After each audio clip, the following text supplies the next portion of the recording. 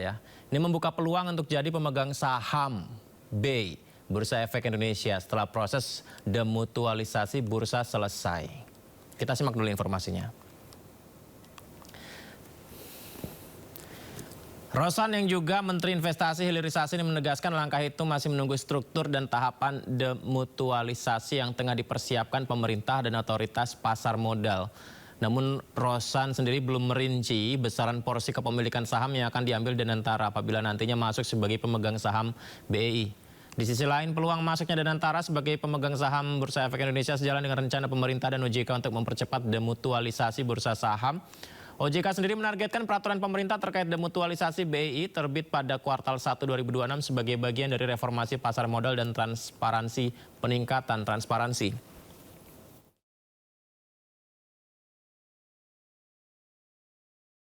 Banyak perusahaan BUMN kita ini yang sudah listing di publik. Dan kalau kita lihat lebih dalam lagi, hampir 30% dari total market kapitalisasi pasar yang ada di bursa itu adalah kontribusi dari BUMN kita. Jadi ya kita juga ingin mendorong agar bursa kita ini menjadi lebih transparan, lebih terbuka, dan kita Danantara tentunya dengan adanya program demutualisasi ini yang akan diakselerasi, kita juga tentunya terbuka dan banyak seperti baik di negara-negara lain, banyak beberapa firm lain juga menjadi bagian dari bursa itu. Baik, Mas Yanuar, apakah memang sudah waktunya Danantara untuk mengambil saham BEI atau mungkin ini sesuai prediksi atau di luar dugaan atau seperti apa, Mas Yanuar? Ini bisa dibaca ketika pemerintah mengeluarkan Undang-Undang P2SK di tahun 2023. Jadi di Undang-Undang P2SK tahun 2023 itu ada konstruksi memang terkait dengan demutualisasi bursa. Ya. Nah, sekarang apa demutualisasi bursa? Bursa itu pemegang sahamnya mutual. Jadi mutual itu semua pemegang sahamnya itu dalam posisi sama. Mutualnya apa? Satu anggota bursa, satu perusahaan sekuritas, satu saham. Ya, jadi artinya pemegang saham adalah anggota bursanya. Nah, apa yang disebut dengan demutualisasi? Demutualisasi pertama kali, Mas, itu terjadi di tahun 98, itu adalah di Bursa Hong Kong. Karena waktu itu krisis Asia. Jadi kalau sekarang kita kaitkan bahwa demutualisasi terkait dengan respon dari emerging market untuk membuat bursanya lebih transparan, lebih segala macam, memang ada historicalnya. Historicalnya itu demutualisasi pertama kali dilakukan di Hong Kong Stock Exchange ketika pasca krisis moneter Asia. Kemudian demutualisasi dilakukan di Singapore Exchange. Ya. Nah, sekarang Hong Kong Stock Exchange dan Singapore Exchange, bagaimana mereka melakukan demutualisasi? Pertama gini, perlindungan investor retail. Ya, investor retail itu dia dilindungi oleh undang-undang pasar modal dimanapun sebagai pemegang saham minoritas. Misalnya dia ngerasa bahwa saya dijebak oleh gorengan yang kita bahas ini. Dia melaporkan kepada otoritasnya. Maka itu dia punya hak terhadap pemegang saham minoritas. Nah, dalam perjalanannya waktu Asia krisis itu dianggap respon otoritas, terutama respon bursa yang dalam posisi mutual tadi, itu tidak cukup baik gitu karena pemegang sahamnya juga adalah pemainnya. Nah, sehingga ada namanya restrukturisasi dengan demutualisasi, membuat pemegang saham itu jadi tidak mutual lagi. Jadi artinya ada pemegang saham lain yang juga misalnya bisa di atas 5%, bisa juga jadi pengendali dan sebagainya. Nah, kalau kita ngomong bursa Hong Kong dan bursa Singapura, itu dilepas sepenuhnya ke publik. Sama halnya dengan yang kita bahas MSCI.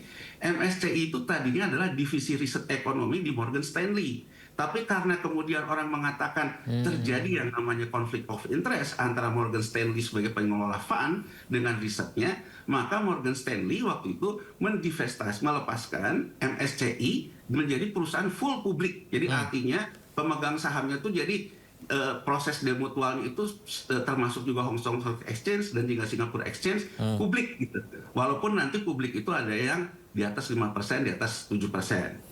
Nah, kelihatannya arahnya yang ingin dilakukan di Indonesia menggunakan mekanisme pemegang saham pengendali. Jadi tidak model menyerahkan kepada publik gitu.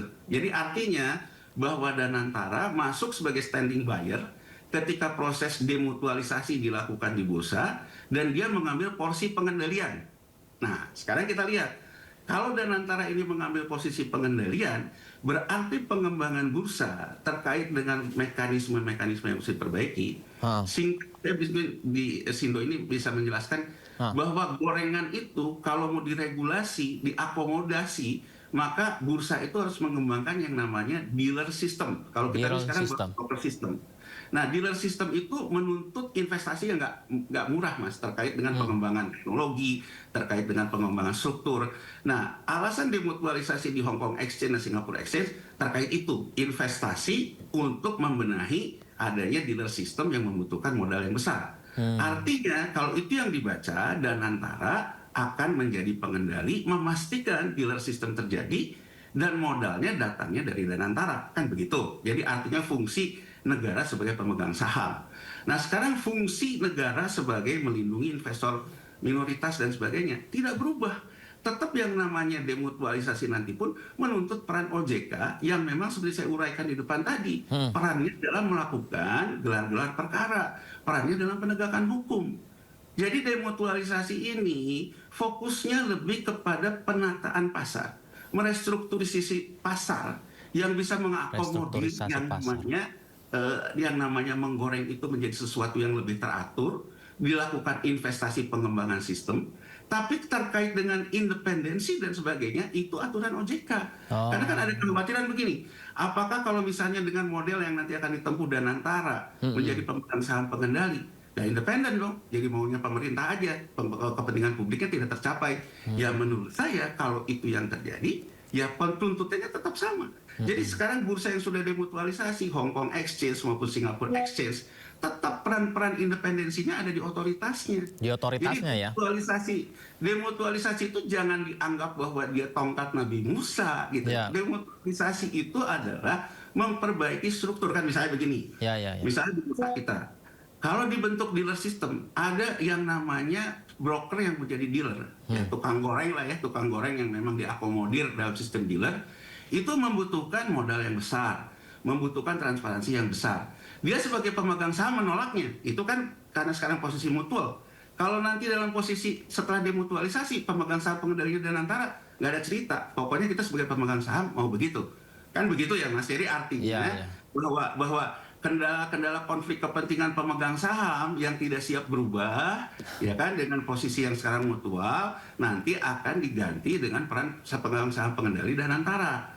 Tapi saya ingin mengingatkan juga gitu, bahwa itu terkait dengan restrukturisasi pasarnya, bukan terkait dengan yang namanya penegakan hukum. Jadi kalau penegakan hukum, mau mutual, mau demutualisasi, isunya tetap sama. Otoritas yang berdaya dan juga punya integritas. Mas Yanuar, satu lagi ya. Ini menarik perbincangannya nih. Tadi kan berarti yang diutamakan sebenarnya adalah penegakan hukum ya Mas Yanuar ya, yang harus diutamakan begitu. Tapi saya mendapat informasi begini, bahwa Presiden Prabowo Subianto atau pemerintah ya berupaya menyelamatkan IHSG, salah satunya adalah menaikkan limit investasi dana pensiun dan asuransi, di mana sebelumnya 8% kalau tidak salah, ya 8% dinaikkan menjadi 20%. Langkah ini solusi kah? Gini ya, saya ingin mengatakan Pak Presiden, ya, sebetulnya kita sekarang terpancing oleh permainan dalam kecemasan.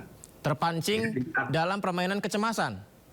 Ya artinya kan kita cemas gitu loh, cemas bahwa wah indeks turun, dan mungkin menurut saya sensitivitas terjadi karena kan ini dalam situasi memang risk profiling kita juga dalam posisi yang seperti dikatakan Presiden di World Economic Forum, kita nggak mungkin default surat utang. Itu kan artinya Presiden sendiri firm bahwa di hedge fund itu ada juga yang namanya sebuah analisa yang mengatakan Indonesia bisa gagal bayar. Makanya Presiden menjawab itu.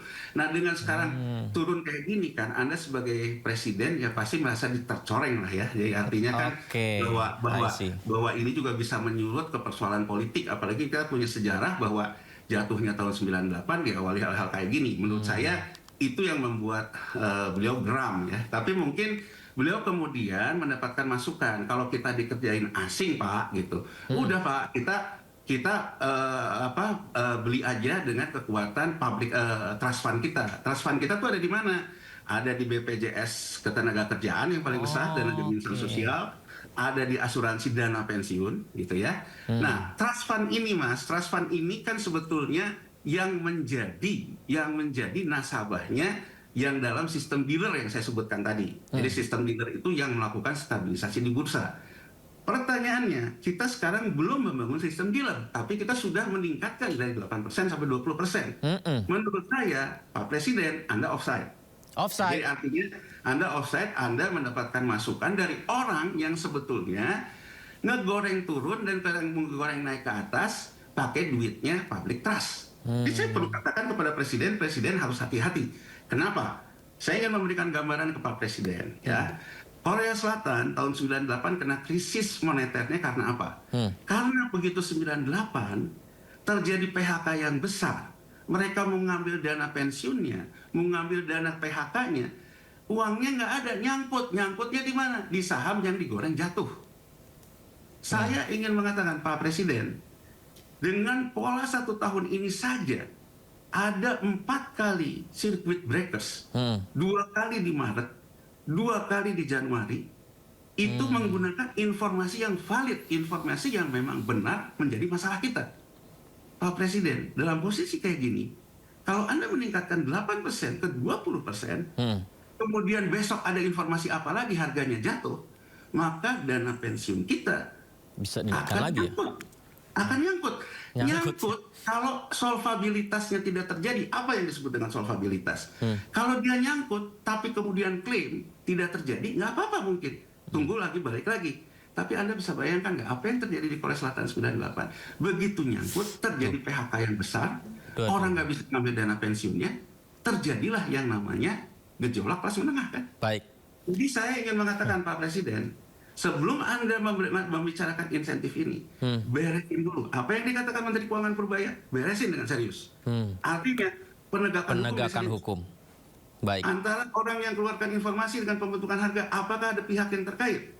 Baik. Tegakkan hukum di situ. Kalau kita sudah yakin seperti itu, baru penataan pasar. Dan kita harus pastikan, apakah Pak Presiden yakin dengan daya beli kita yang turun, pekerja sektor informal yang tambah besar proporsinya dari sektor formal dari data BPS, apa Bapak yakin kita sebetulnya tidak sedang menggali masalah di depan kurva?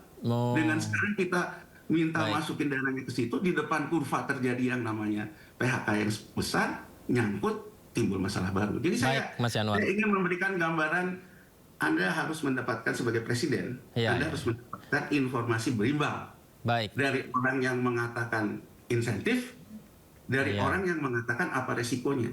Jadi jangan sampai Pak Presiden belum mendapatkan informasi yang cukup tentang resikonya. Ya, lewat Sindus coba mengutarakan. Mas Yanuar, saya mencatat beberapa yang disampaikan. Berarti yang pertama, paling pertama adalah penegakan hukum.